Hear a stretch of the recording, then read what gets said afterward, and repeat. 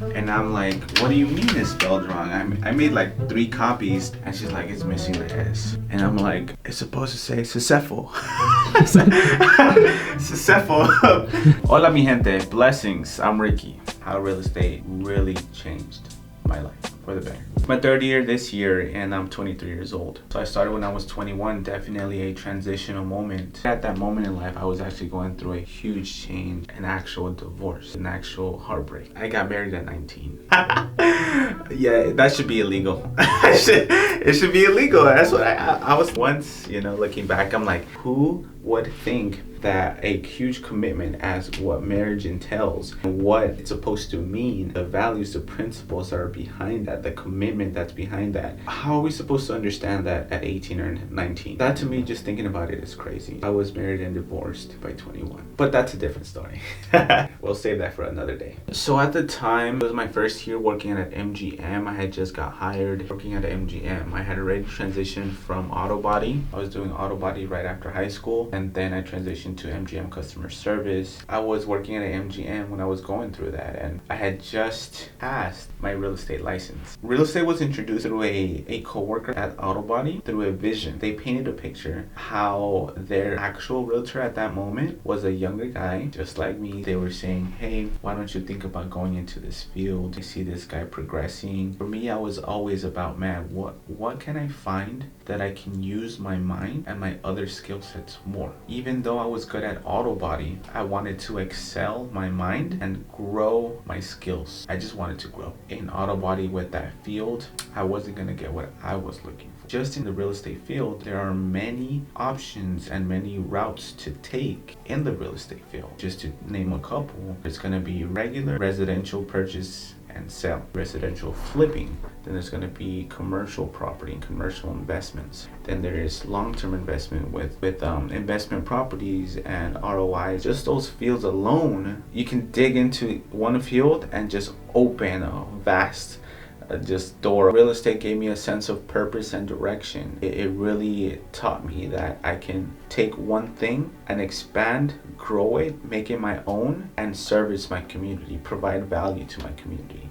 So just that alone was enough motivation, and it gave me the fire to push through the difficulties that I was going through as soon as I got licensed. Because I was going through that divorce, I was going through the difficult time of feeling capped in my MGM job and feeling limited in my MGM job when I was transitioning into real estate. There was a lot that I learned at the beginning, and I'm continuing to learn. The business skill sets, business models, business procedures, business mindset, anything and everything that had to do with business. Ever since I was in high school, I wanted to know that. And no one in my family had ever created a successful business. Many have tried, including my grandmother, which may she rest in peace. She tried to open 2 businesses, one in California, one here in Las Vegas, that failed. They had to shut down. It didn't work out. It was something that I was always attracted to and always pulled towards. And so I felt that real estate was going to be the career, and I still feel that real estate is going to be the career and is the career where I have learned how to develop those business skill sets. It's a continued learning experience, and I'm not perfect. I have continued to learn. I will never say that I am perfect. If I do something great, I always try to make it better. If I see something that I didn't do good, or that I lost, or that I failed, I find what I can learn from it and really dig down to what that solution is, what that learning experience is for me. When someone accepts the fact that life is a continued learning experience and a growing experience, then that's when you kind of let go of your ego and you allow yourself to fail. You allow yourself to look stupid. Allow yourself to really go into a field, go into a room that you don't know anything about. You for sure know that you're gonna fucking learn. You're gonna go in there like, man, you know what? I don't know shit, but I'm gonna learn it. I don't know anything about this. No one in my family has ever known anything about this, but I'm gonna go in there and I'm gonna learn. I'm gonna fail. I'm gonna fail forward. I'm going to just mess up, go through those growing pains. I'm still going through those growing pains now. This is the secret to life. Evian, sponsor me.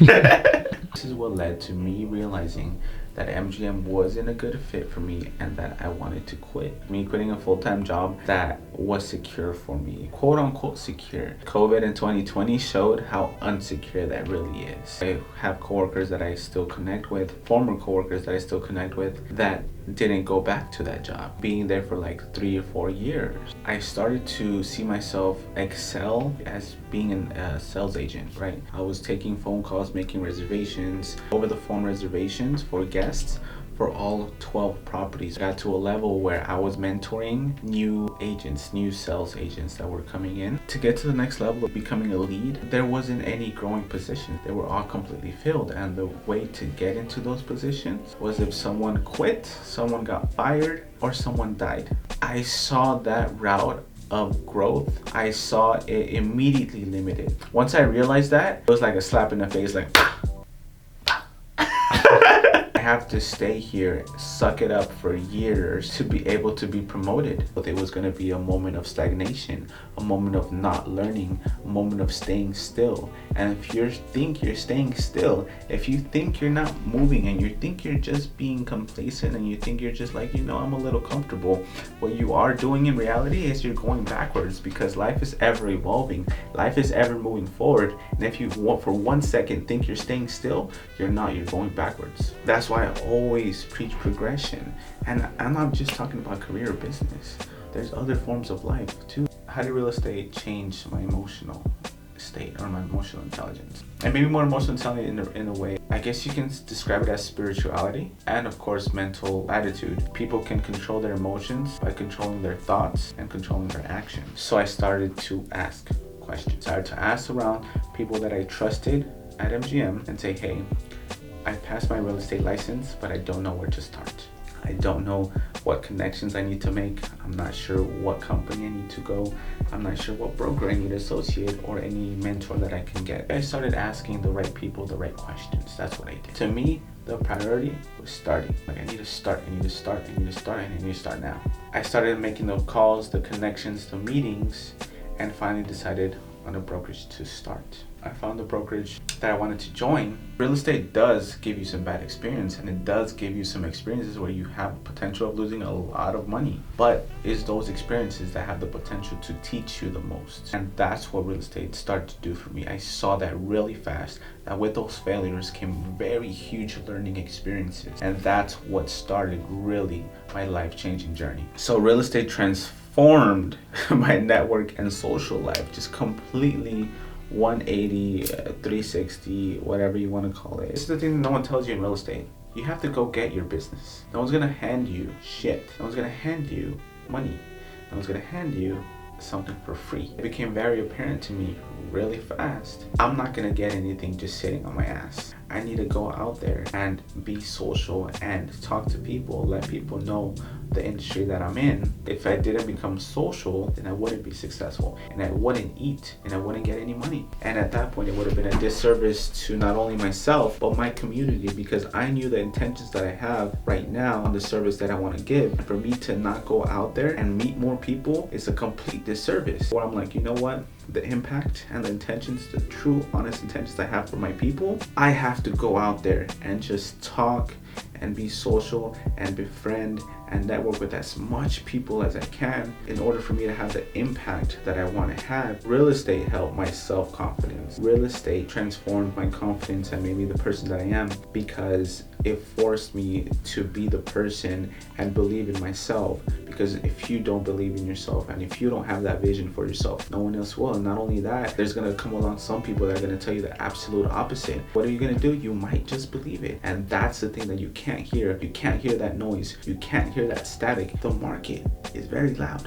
The market is up and down. Just put yourself in the position of a buyer or of a client. Some first-time home buyers, for example, really don't know anything about real estate, don't know anything about a home purchase. And who are they gonna want in their corner? Someone that is like, oh, I don't know how that program works. I'm nervous to call the the listing agent, you know, do you have any offers? No. You need someone that's gonna have that confidence and tell them, okay, you want that house? Oh, does it have multiple offers? Well, let's go ahead and beat the other offers. Let's go ahead and try our best to get you this home because you're my client and you deserve that house. You've worked so hard. I have clients that worked for years, save up money to fix their credit, to get this opportunity to get their own home. If you don't have that confidence and give them that confidence that you can do it for them, what makes you think you deserve that sale? What makes you think you deserve that client? So you have to force yourself to become that person that can trust you with their biggest purchase in life, which is a home. I'm Ricky.